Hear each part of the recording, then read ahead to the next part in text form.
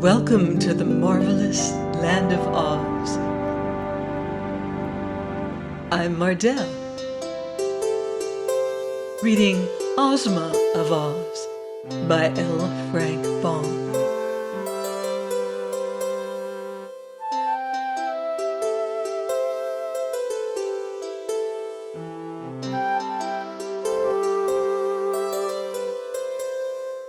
Chapter 4.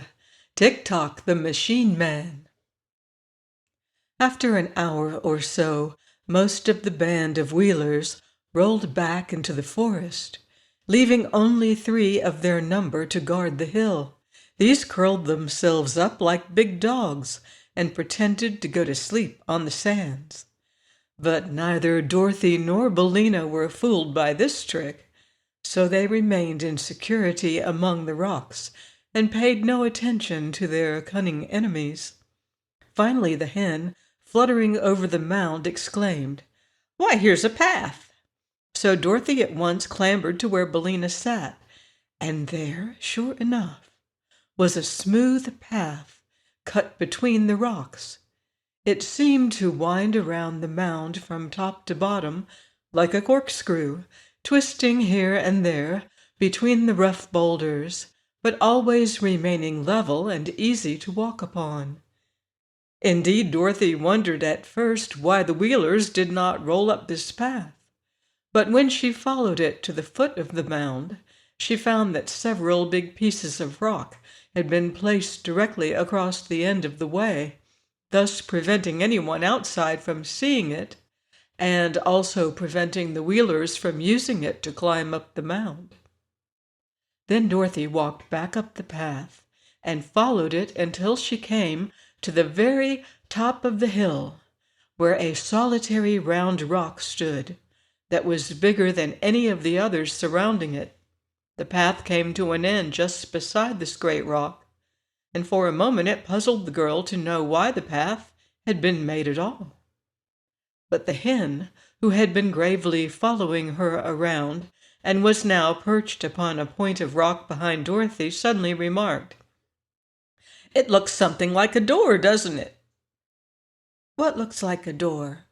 inquired the child.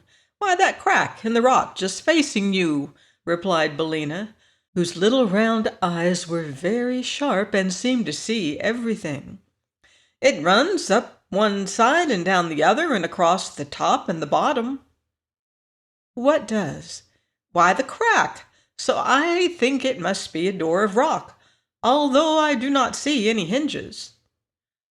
"Oh, yes," said Dorothy, now observing for the first time the crack in the rock. "And isn't this a keyhole, Billina?" pointing to a round deep hole at one side of the door. "Of course. If we only had the key now, we could unlock it and see what is there," replied the yellow hen. "Maybe it's a treasure chamber full of diamonds and rubies, or heaps of shining gold, or—" "Oh, that reminds me," said Dorothy, "of the golden key I picked up on the shore. Do you think that it would fit this keyhole, Billina?" "Try it and see," suggested the hen. So Dorothy searched in the pocket of her dress and found the golden key. And when she had put it into the hole of the rock and turned it, a sudden sharp snap was heard. Then, with a solemn creak that made the shivers run down the child's back, the face of the rock fell outward like a door on hinges, and revealed a small dark chamber just inside. "Good gracious!" cried Dorothy, shrinking as far back as the narrow path would let her. For standing within the narrow chamber of rock was the form of a man, or at least it seemed like a man in the dim light. He was only about as tall as Dorothy herself, and his body was round as a ball and made out of burnished copper. Also his head and limbs were copper, and these were jointed or hinged to his body in a peculiar way, with metal caps over the joints, like the armor worn by knights in days of old. He stood perfectly still, and where the light struck upon his form it glittered as if made of pure gold. "Don't be frightened," called Billina from her perch. "It isn't alive." "I see it isn't," replied the girl, drawing a long breath. "It is only made out of copper, like the old kettle in the barnyard at home," continued the hen, turning her head first to one side and then to the other, so that both her little round eyes could examine the object. "Once," said Dorothy, "I knew a man made out of tin, as alive as we are, 'cause he was born a real man and got his tin body a little at a time, first a leg and then a finger and then an ear, for the reason that he had so many accidents with his axe and cut himself up in a very careless manner." "Oh," said the hen with a sniff, as if she did not believe the story. "But this copper man," continued Dorothy, looking at it with big eyes, "is not alive at all. And I wonder what it was made for, and why it was locked up in this queer place." "That is a mystery," remarked the hen, twisting her head to arrange her wing feathers with her bill.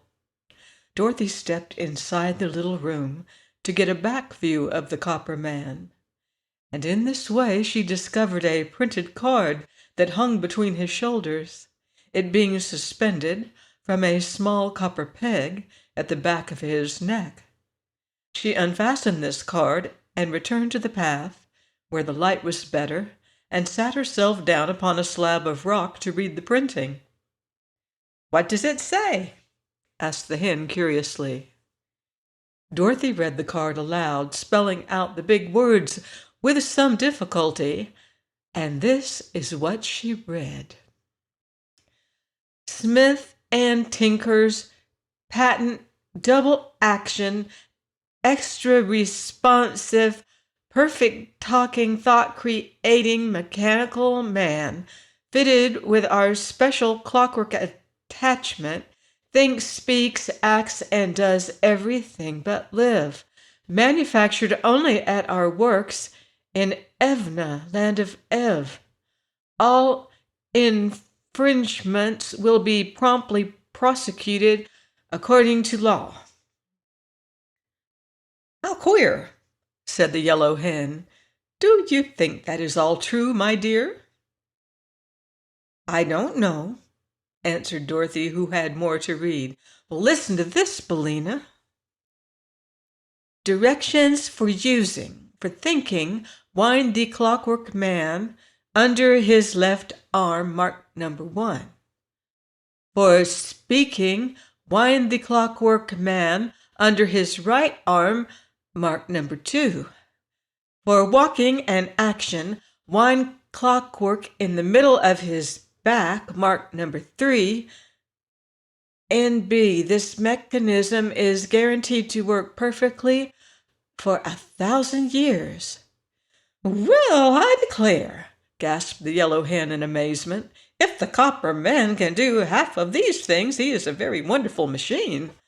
But I suppose it is all humbug, like so many other patented articles."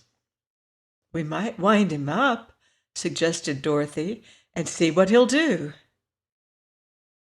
"Where is the key to the clockwork?" asked Billina. "Hanging on the peg, where I found the card." "Then," said the hen, "let us try him and find out if he will go. He's warranted for 1,000 years, it seems, but we do not know how long he has been standing inside this rock." Dorothy had already taken the clock key from the peg. "Which shall I wind up first?" she asked, looking again at the directions on the card.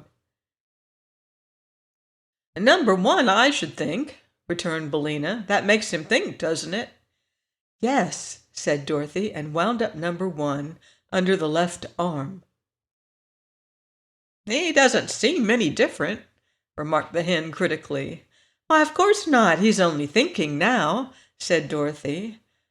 "I wonder what he's thinking about." "I'll wind up his talk, and then perhaps he can tell us," said the girl. So she wound up number 2, And immediately the Clockwork Man said, without moving any part of his body except his lips, "Good morning, little girl. Good morning, Mrs. Hen." The words sounded a little hoarse and creaky, and they were uttered all in the same tone, without any change of expression whatever, but both Dorothy and Billina understood them perfectly. "Good morning, sir," they answered politely. "Thank you for rescuing me," continued the machine in the same monotonous voice, which seemed to be worked by a bellows inside of him, like the little toy lambs and cats the children squeeze so that they will make a noise. "Don't mention it," answered Dorothy, and then, being very curious, asked, "How did you come to be locked up in this place?" "It is a long story," replied the Copper Man, "but I will tell it to you briefly. I was purchased from Smith and Tinker, my manufacturers, by a cruel king of Ev, named Evoldo, who used to beat all his servants until they died. However, he was not able to kill me because I was not alive, and one must first live in order to die, so that all his beating did me no harm and merely kept my copper body well polished. This cruel king had a lovely wife and 10 beautiful children, 5 boys and 5 girls, but in a fit of anger he sold them all to the Gnome King, who by means of his magic arts changed them all into other forms and put them in his underground palace to ornament the rooms. Afterward the King of Ev regretted his wicked action and tried to get his wife and children away from the Gnome King, but without avail. So in despair he locked me up in this rock, threw the key into the ocean, and then jumped in after it and was drowned." "How very dreadful!" exclaimed Dorothy. "It is indeed," said the machine. "When I found myself imprisoned, I shouted for help until my voice ran down, and then I walked back and forth in this little room until my action ran down, and then I stood still and thought until my thoughts ran down. After that, I remember nothing until you wound me up again." "It's a very wonderful story," said Dorothy, "and proves that the land of Ev is really a fairyland, as I thought it was." "Of course it is," answered the Copper Man. "I do not suppose such a perfect machine as I am could be made in any place but a fairyland." "I have never seen one in Kansas," said Dorothy. "But where did you get the key to unlock this door?" asked the Clockwork Voice. "I found it on the shore, where it was probably washed up by the waves," she answered. "And now, sir, if you don't mind, I'll wind up your action." "That will please me very much," said the machine.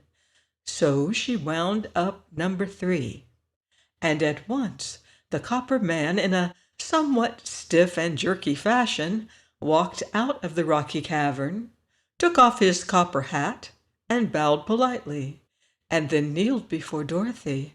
Said he, "From this time forth, I am your obedient servant. Whatever you command, that I will do willingly, if you keep me wound up." "What is your name?" she asked. "Tik-Tok," he replied. "My former master gave me that name because my clockwork always ticks when it is wound up." "I can hear it now," said the little yellow hen. "So can I," said Dorothy. And then she added with some anxiety, "You don't strike, do you?" "No," answered Tik-Tok, "and there is no alarm connected with my machinery. I can tell the time though by speaking, and as I never sleep, I can waken you at any hour you wish to get up in the morning." "That's nice," said the little girl, "only I never wish to get up in the morning." "You can sleep until I lay my egg," said the yellow hen. "Then when I cackle, Tik-Tok will know it is time to waken you." "Do you lay your egg very early?" asked Dorothy. "About 8 o'clock," said Billina, "and everybody ought to be up by that time, I'm sure." Please join me next week for more magical adventure on the marvelous land of Oz. Goodbye for now. See you in Oz.